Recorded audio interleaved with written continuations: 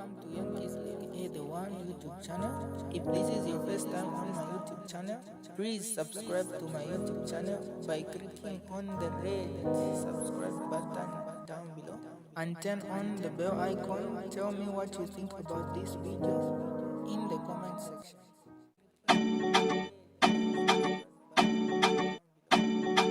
Patriotic Front Party. Officially, the party has communicated some concerns, deep concerns it has about the current administration and the political development in the country. You have sent a letter to SADC expressing deep concern about what the party described as undemocratic practices that could destabilize the country, you said, ahead of the general election. Briefly talk to me about the decision to talk to SADC about the current prevailing situation in Zambia. Thank you very much, Peter, and thank you very much to your dear audience. President Hakainde Hichilema came in 2021 with a lot of support. He had won, beating his rival and beating a ruling party at the time. He was coming from the opposition and he beat the ruling party's candidate, Dr. Edgar Chagwalungu, by over 1 million votes, and young people especially fostered this vote. He came because there were issues were coming from COVID, the economy was suffering, and he presented himself as Mr. Fix-It. That was his other name, that he will fix everything. He decried that democracy was under threat. He decried that the rule of law had been thrown out. He decried that the economy had collapsed. He decried that there were human rights abuses. He was received very well in Washington, in New York, in London. He addressed the EU Parliament. He was being celebrated across the country.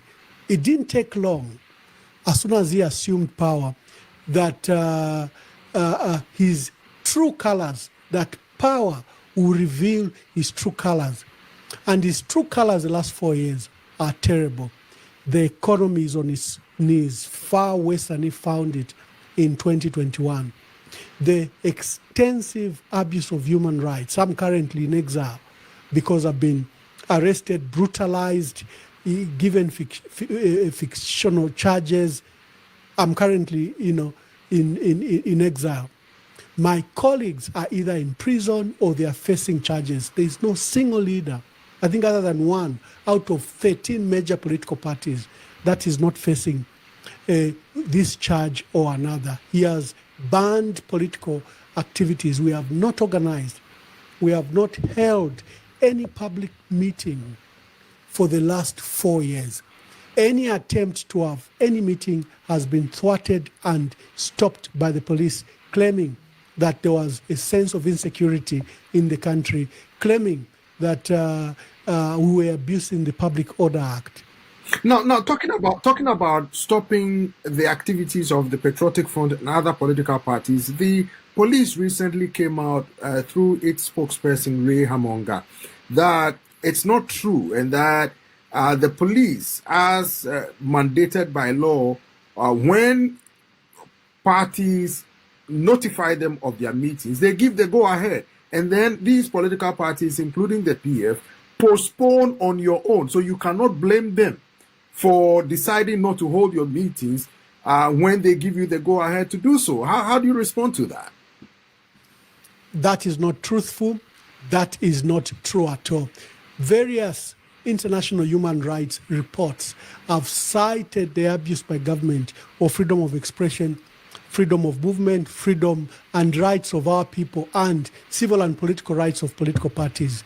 The United Nations Human Rights Council report had to even send a special rapporteur, issued a condemnatory statement on Zambia. Even after investigations, they established that government was fostering a dictatorship, was in a process to destroy our democracy, that the judiciary was being interfered with, that parliament was being interfered with.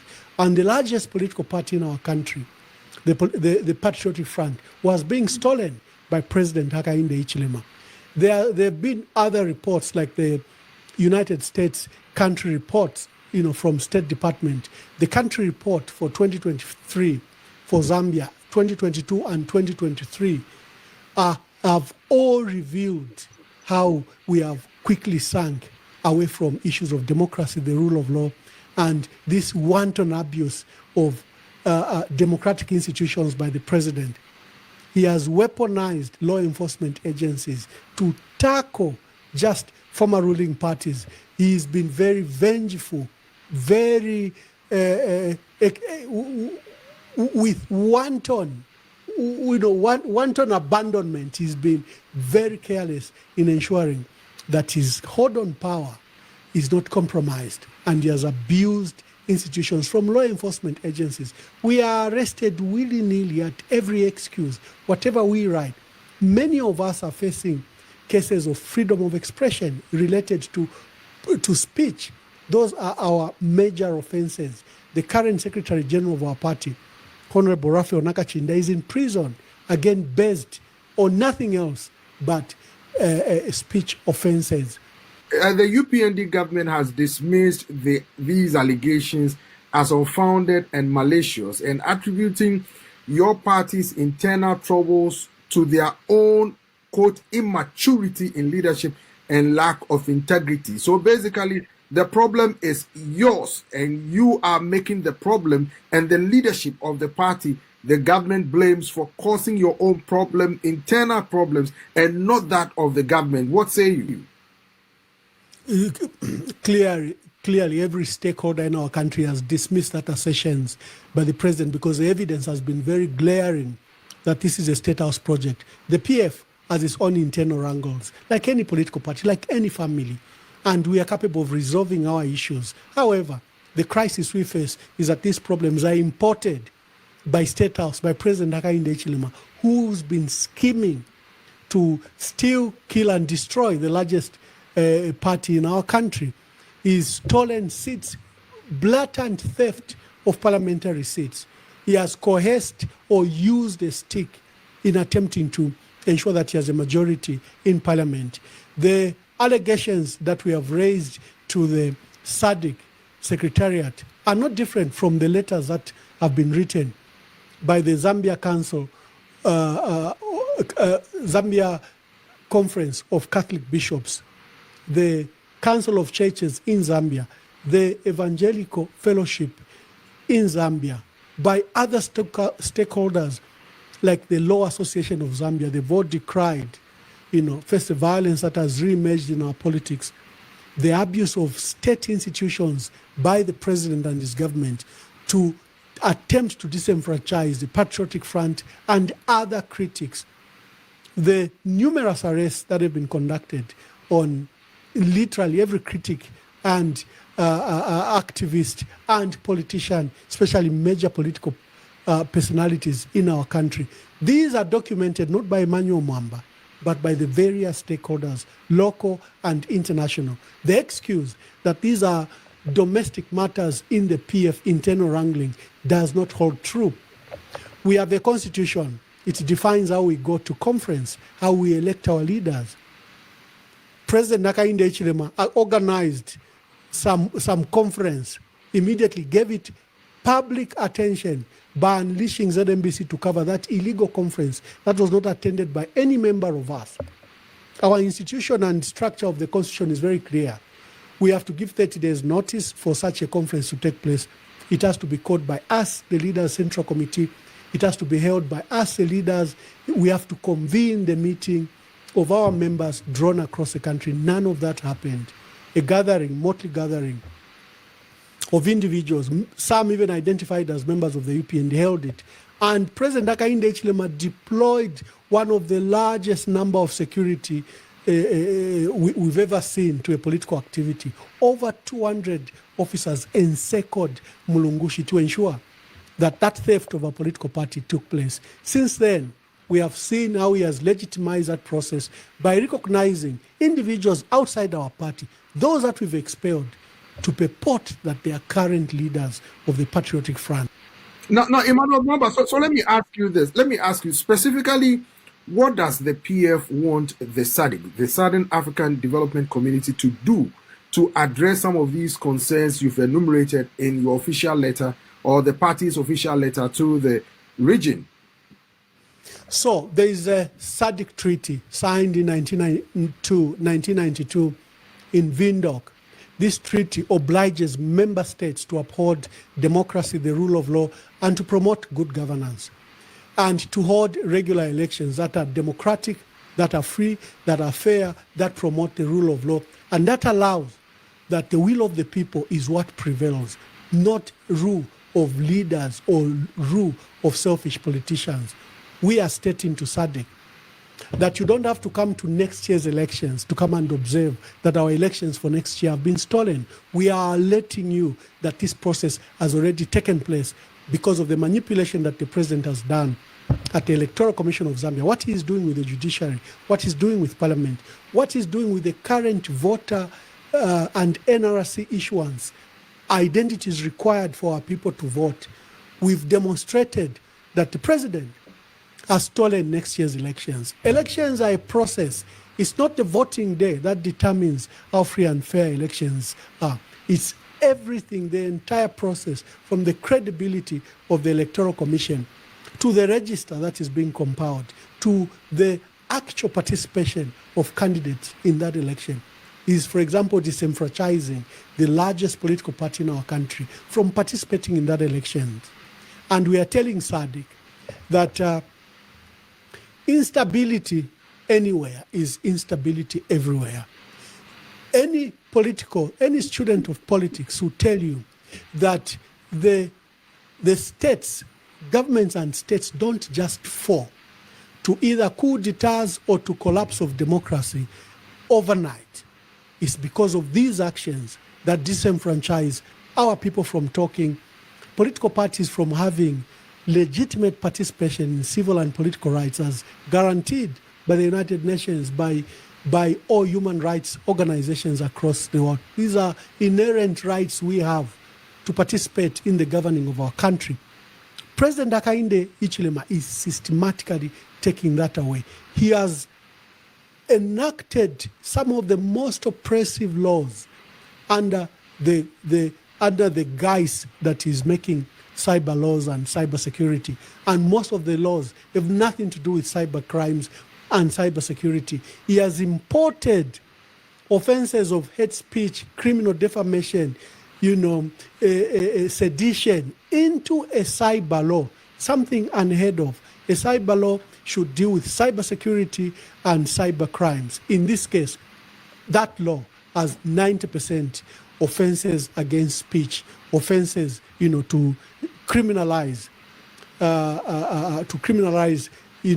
association, freedom of association. I understand that, but the government, through Information Minister and Chief Government Spokesman Mwamba, has denied this, said people are free to comment, PF supporters and PF leadership go to radio stations and TV stations. They are free to express themselves and nobody harms them, and says that it is not true or these allegations are farcical because the state is not using state institutions like the police and the judiciary to intimidate or clamp down on the opposition, and these are just figments of your imagination after you fall foul of the law. Not you particularly, but those who break the law must face the full rigors of the law, they argue. How do you respond to that? It will be true, for example, if the concerns I'm expressing were not cited by independent entities like the church, like the Law Association of Zambia, and other institutions locally and internationally. So the defense by government that they're fostering democracy, that they're promoting the rule of law, that they're allowing, because we have over 150 radio stations, therefore there is freedom of expression. One of the things they've attacked is just exactly that they've diminished both the political space and the media space. Our democracy is shrinking and has shrunk terribly. Our people can't express themselves. I run a show. Nearly 90% of my callers would rather remain anonymous, fearing recrimination. Those that are brave are usually visited by the police just for making a call to a radio station or to a TV station or to a podcast. They are arrested routinely. The number of people that have been arrested relating to speech offenses are the highest we've ever seen in our country in the last 61 years. The president said he had abandoned criminal defamation of the president, but they've relieved an old law. We never saw that law in the last 30 years. The law on sedition and seditious practices. So now everything we say is sedition, is seditious. We are inciting. They've reprieved laws from the 50s that were created, designed and enacted to silence Africans. That is now has become the perfect weapon for President Hakainde Hichilema against his own citizens. The new laws he has crafted, again, have fostered a sense of silence, a blanket of silence on our country. The manipulation he's doing to the Electoral Commission of Zambia, to the register, where he has allowed this exercise to have gone on the last 2 years in areas of his stronghold, and then open it up to the other areas of the country. And there's what we call voter suppression going on. Because every time our people go to register, there is no ink, the generator set is not working, or the camera is off. There are excuses. And the numbers are the lowest. For example, even in places like Lusaka, which has the highest population in our country, Lusaka has recorded one of the lowest voter registration in this exercise. So President Hakainde Hichilema, we are calling on SADC and other institutions that human rights reports have been written, the alarm has been given, and there is no change to the course. And we know where this course leads to. It leads to instability. It leads to the loss of peace and security. It leads to civil unrest. It leads to an area where you don't want Zambia to go. Zambia is renowned as a peaceful country. We've never been to war. We've never had a civil conflict. We've never had civil war. We've been held as a beacon of peace, not just in Africa, but in the world. We've had transfer of power from separate governments.